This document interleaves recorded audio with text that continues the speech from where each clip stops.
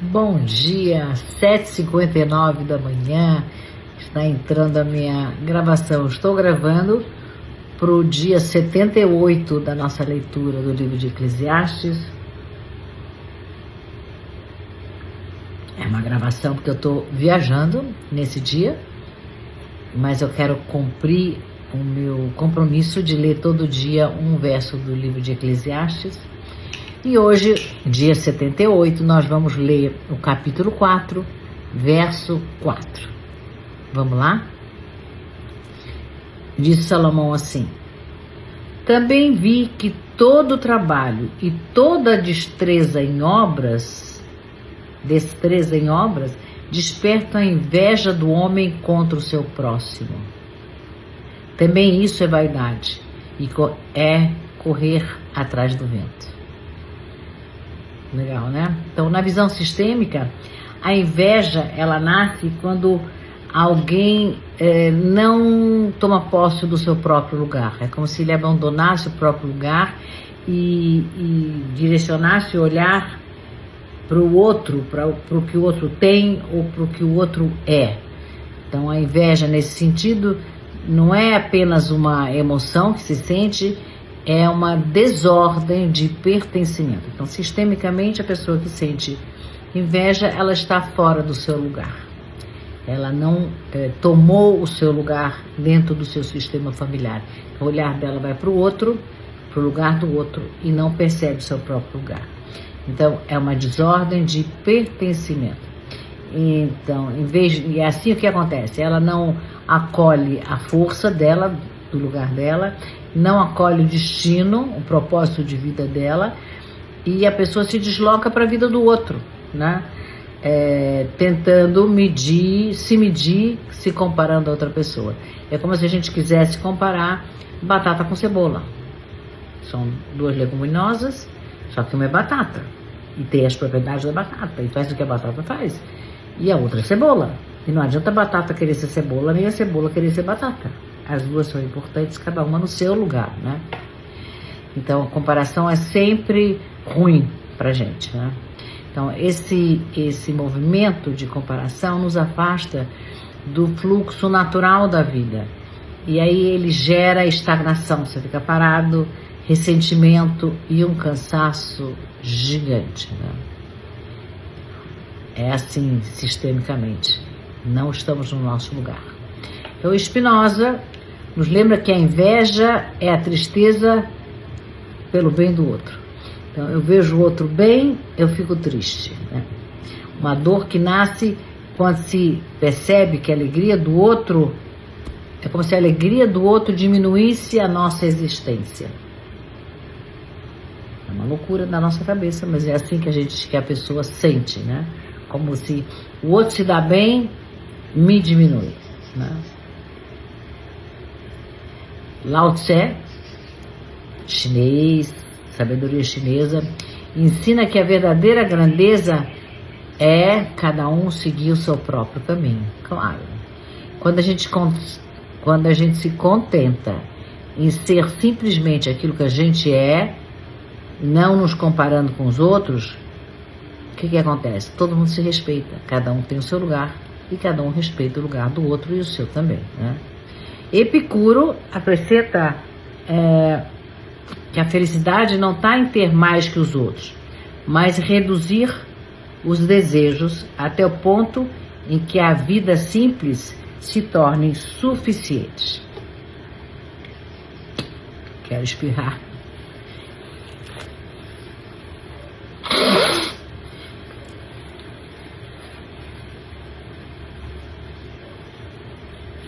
De manhã, infelizmente eu tenho alergia, tentei segurar, mas acho que tudo bem. Então, Epicuro, Lao Tse fala que a gente ocupe o nosso lugar e se dê o crédito por ele, né? Receba a força que vem do nosso lugar, isso é sistêmico. E Lao Tse diz que aquilo que a gente recebe no nosso lugar é suficiente. No mundo onde a gente só consome, fica complicado, né? Eu tenho uma paciente minha que ela é a mais jovem de 2 irmãs. São 3 irmãs, ela é a pequena. E ela é que tem sucesso na família. Ela é que vai super bem na carreira. Essa terceira é minha paciente. Ela que vai super bem na carreira, ela está criando um novo negócio, ajuda todo mundo, ajuda os pais, ajuda as irmãs, né? E ela, quando ela veio trabalhar comigo, ela estava muito na salvadora, porque como tudo que ela fazia estava dando certo, então ela achava que ela tinha que segurar todo mundo. E aí entramos num trabalho onde cada um tem seu lugar, e ela é a terceira, ela é a pequena, tem a mais velha. Mas a mais velha sempre dizia, tudo dá certo para minha irmã. Minha irmã, tudo que ela faz dá certo. Para mim não, para mim é sempre mais difícil, mais complicado. É como se ela achava, né, que ela fazia mais, que ela estudava mais, mas que não tinha o mesmo reconhecimento que a irmã tinha da família, porque a irmã estava na salvadora da família, né? Ao longo do nosso trabalho, nós vimos que na relação da mãe com a irmã, a mãe dizia que a irmã dela, menor, era a preferida dos pais, os avós da minha cliente. Então, essa irmã mais velha estava repetindo a história da mãe, né? Foi uma inveja que foi transmitida silenciosamente e virou um peso para essa irmã mais velha. Ela, né, a irmã menor não sabia o que fazer, a irmã mais velha estava sempre, dia, azar, tudo dá certo para você, para mim não dá certo. E a irmã mais nova tentando ajudar, e dava carro, e dava TV, e dava... E eu dizia para ela, para, você é pequena. E aí ela foi aprendendo que a irmã tinha capacidade. E quando ela entendeu que a irmã tinha as próprias capacidades, que era a irmã mais velha, que os pais também tinham capacidades, que a irmã do meio também tinha capacidade. Ela pôde se retirando devagarzinho, né? E ela pôde olhar para a dor da mãe, entender a dor da irmã que estava copiando a mãe na inveja, né? E dizendo que isso não era dela. Mas na hora que ela conseguiu observar a irmã, não para se defender da inveja da irmã, mas observar que a irmã era capaz de se sustentar e de seguir seu próprio caminho, esse olhar dela transformou a relação com a irmã. Incrível, né? Surgiu um alívio imenso entre as duas, e elas finalmente conseguem, né, celebrar as vitórias de uma e de outra, né, trabalhando em cima dessa coisa vã que é a inveja, né?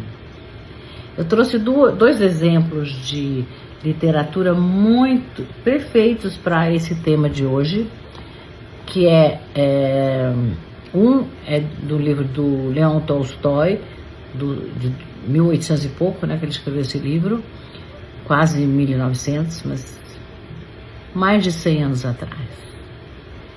E também eu trouxe uma série argentina, chama-se A Invejosa, do ano passado, assisti o ano passado na Netflix. Eu vou falar das duas. Sobre o que, né, então, no livro de Ana Karenina, qual é o resumo do livro? A Ana, né, casada com filho, vive uma paixão avassaladora com outro rapaz, e esse outro rapaz tem uma noiva, os dois se apaixonam, ele tem uma noiva e ela é casada.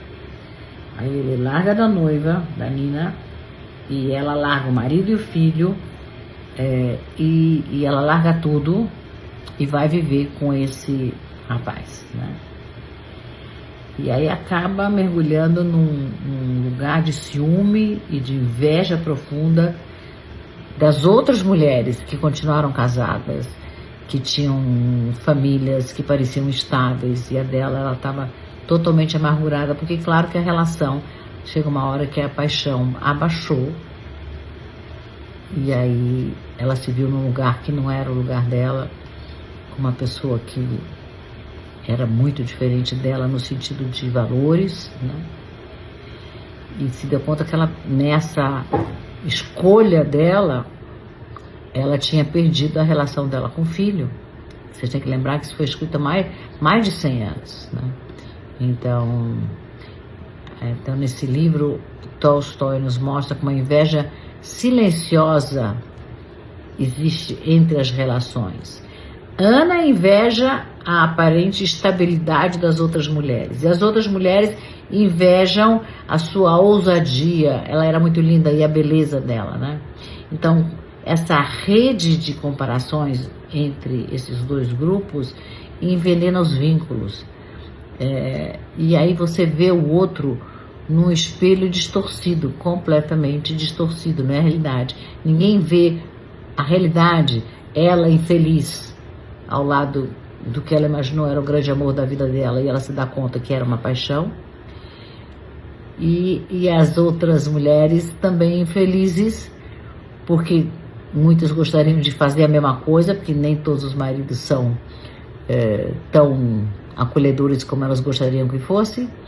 Elas também gostariam de largar tudo e ir embora, mas não fazem isso, elas mantêm a família. Então, um se reflete no outro, né? Então, aqui como o rei Salomão descreve que a vaidade é uma aflição do espírito. Aquela noiva do rapaz que a Ana se apaixonou conhece uma outra pessoa, e aí eles constroem uma vida simples, são pessoas mais simples, elas simplesmente olham para frente, para o que é deles, constroem o que é deles. Não é que a vida deles seja fácil, desse novo casal, mas é uma vida de paz, porque não existe a comparação com os outros.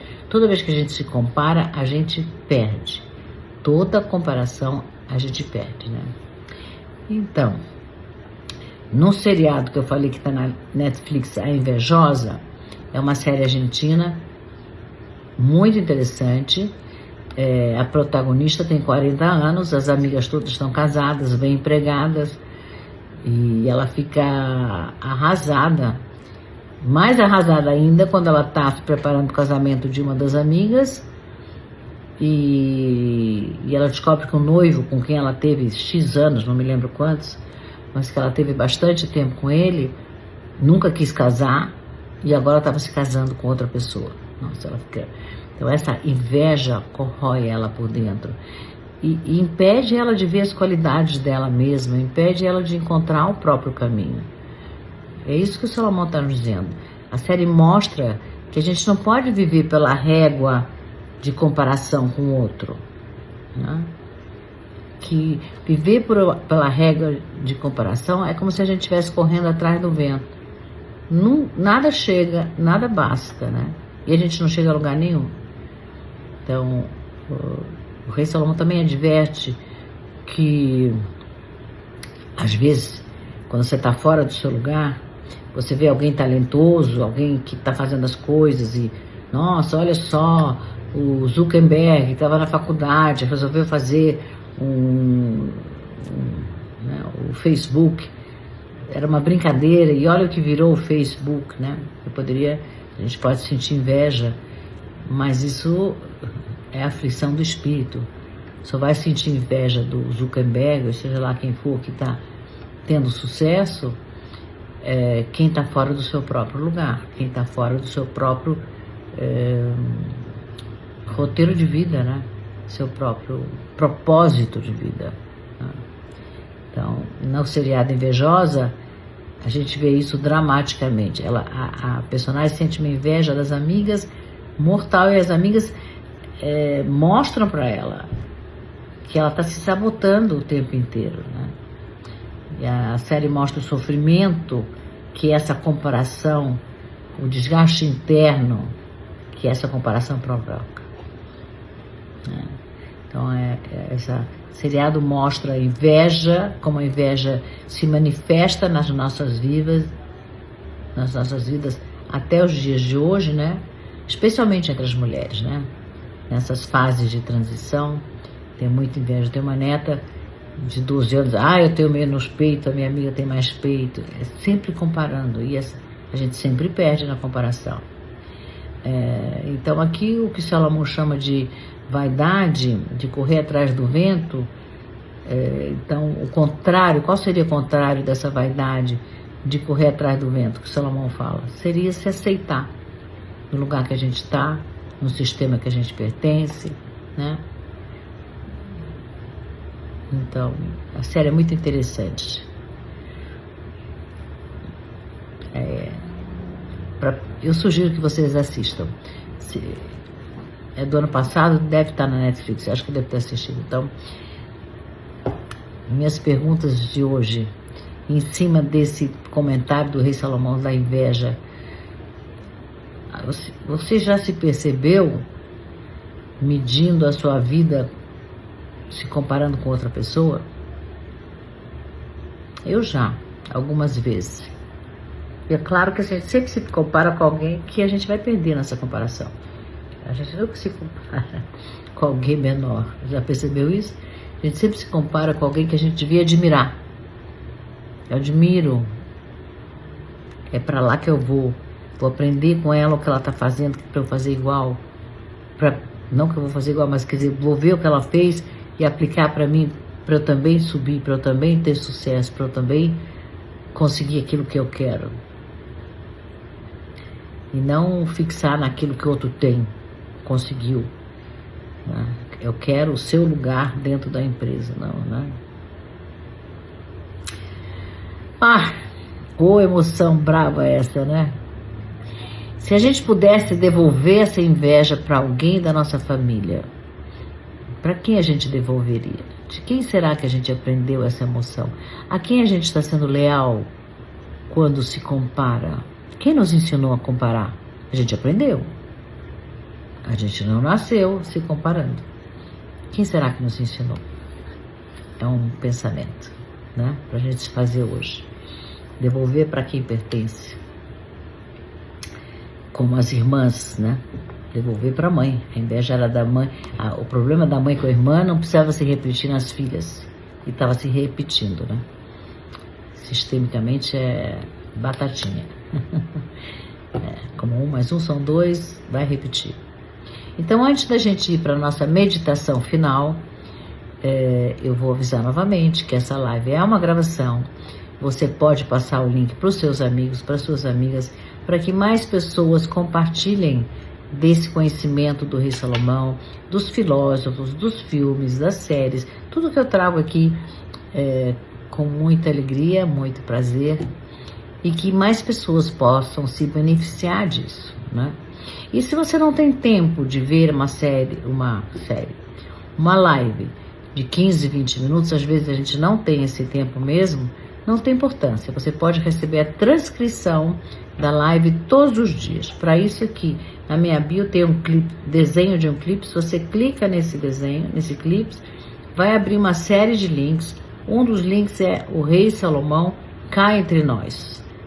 Clica e você já está dentro do grupo, e a partir do momento que você entra, você vai receber todos os dias a transcrição da live daquele dia. E a leitura dessa transcrição leva no máximo 2 minutos. Então você imagina, você começa seu dia lendo a sabedoria do rei Salomão, dirigindo a sua vida a partir desse pensamento sábio e, né, abrindo os horizontes para mais e para mais pertencimento, para mais em todos os níveis. Ok? Então, são os 3 Cs. 3 Cs, eu não decorei até agora, mas é assim, deu branco. Compartilha.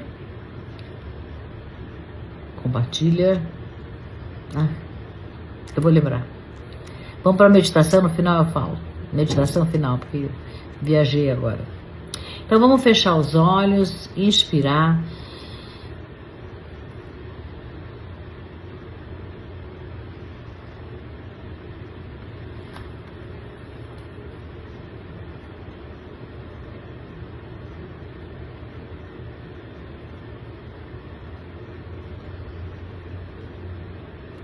Lembrei.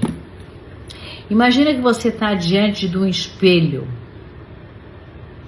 E o espelho, quando você olha para ele está refletindo não só